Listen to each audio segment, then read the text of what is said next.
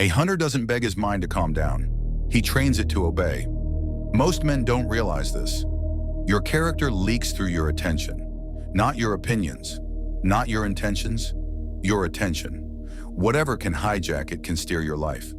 And in a world engineered to keep you reactive, negative thoughts aren't just bad mindset. They're often the natural output of a nervous system that's overstimulated, sleep-deprived, and constantly yanked by a screen. If you've felt that pull lately, comment, Hunter, not for hype, for accountability. We'll go deep on 5 Stoic tools to crush negative loops. Then we'll sharpen the blade with digital minimalism, because if your phone is training your nervous system to seek noise, no quote will save you.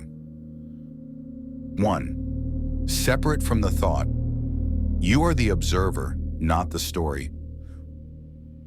Most people don't have thoughts. They become them. A thought shows up, I'm behind, and the body treats it like fact. Heart rate up, focus gone, mood collapses. Then the mind starts stacking evidence, like a lawyer building a case against you. Stoicism and modern psychology starts with a brutal move. Distance. Not denial, not think positive. Distance. Use this phrasing when a negative thought hits. I'm having the thought that I'm failing. My mind is telling the not good enough story. I notice anxiety wants control right now. That tiny shift changes everything, because now you're not inside the storm. You're watching it. Hunters don't need a silent mind. They need a commanded mind. 2. Interrupt the loop physically. Reset the nervous system fast. Negative thoughts are often momentum. If you don't break the rhythm, it drags you. Use a pattern interrupt: cold water on the face or an ice cube in the hand. Stand up, walk, 20 squats, shake out your arms, 1 minute of controlled breathing. This isn't wellness. This is control. You're telling your body the alarm is false. If you respect this level of self-mastery, hit like. 3. Act first, mood follows. The hunter never negotiates with weakness. Most men wait to feel better before they move. That's how you stay stuck. The Stoic way is action first, clean action, then emotion adjusts after. Use the 2-minute blade. 2 minutes journaling, facts only, no drama. 2 minutes cleaning your space.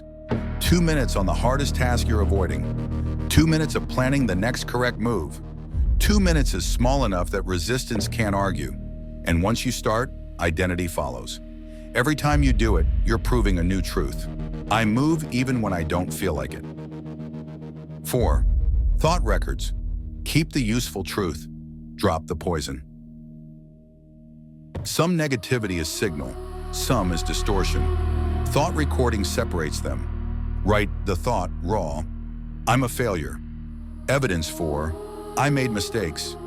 Evidence against, I've improved, I've built consistency, I've solved harder problems before. Balanced conclusion. I'm not a failure, I'm in refinement. My next step is clear. This turns emotion into data, and data is calming because it stops your mind from exaggerating reality for entertainment. 5. The real battlefield, digital minimalism. Now we go deeper, because here's what most people miss. Your phone is not neutral, it is a training device. It trains your attention to seek novelty, conflict, comparison, and urgency. And when your attention is trained that way, negativity becomes predictable. You scroll, you compare, you feel behind. You absorb outrage, you feel tense. You watch highlight reels, you feel small. You consume noise, then wonder why your mind won't shut up. A hunter treats attention like ammunition. You don't spray it into the air and hope life works out. You aim it. The attention economy and the negativity loop. Most apps are built on one business model: time and reactivity.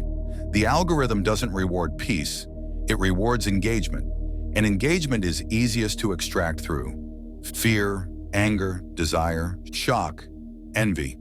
So if you're constantly checking, understand what's happening. Your nervous system is being conditioned into micro-stress hundreds of times a day.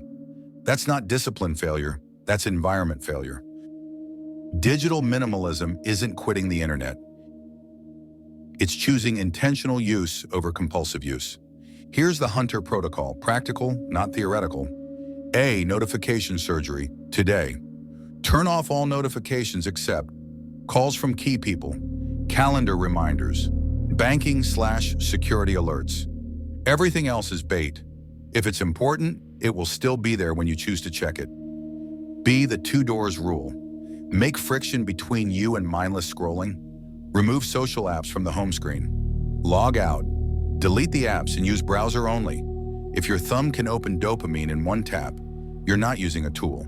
You're using a slot machine. C. Scheduled consumption windows. Pick 2 to 3 windows per day to check messages/social. Morning window, after you've set your priorities. Midday window, evening window, before cutoff. Outside those windows, you don't check, you execute. This single change reduces mental noise dramatically because your brain stops living in anticipation of the next ping.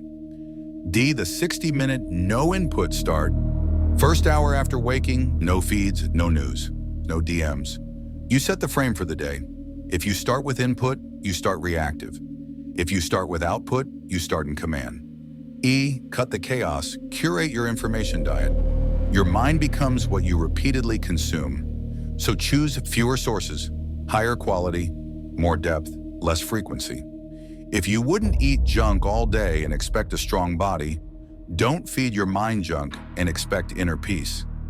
F. Replace, don't just remove. If you remove scrolling but leave a vacuum, your brain will crawl back to the easiest dopamine. Replace it with walking, no headphones sometimes, journaling, reading long form, training, building something real. This is how you convert absence of noise into presence of strength.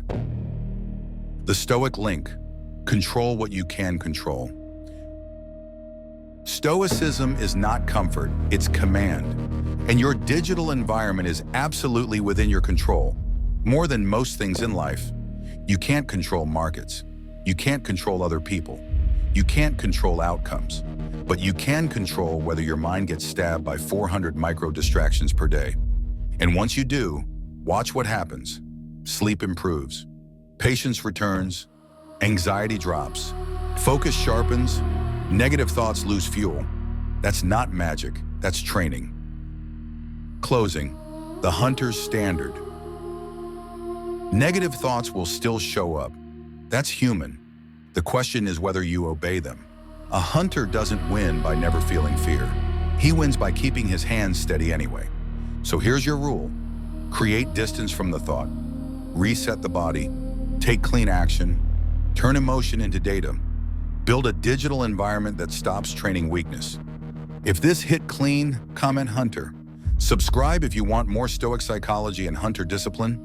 Tools you can run daily, not motivational noise.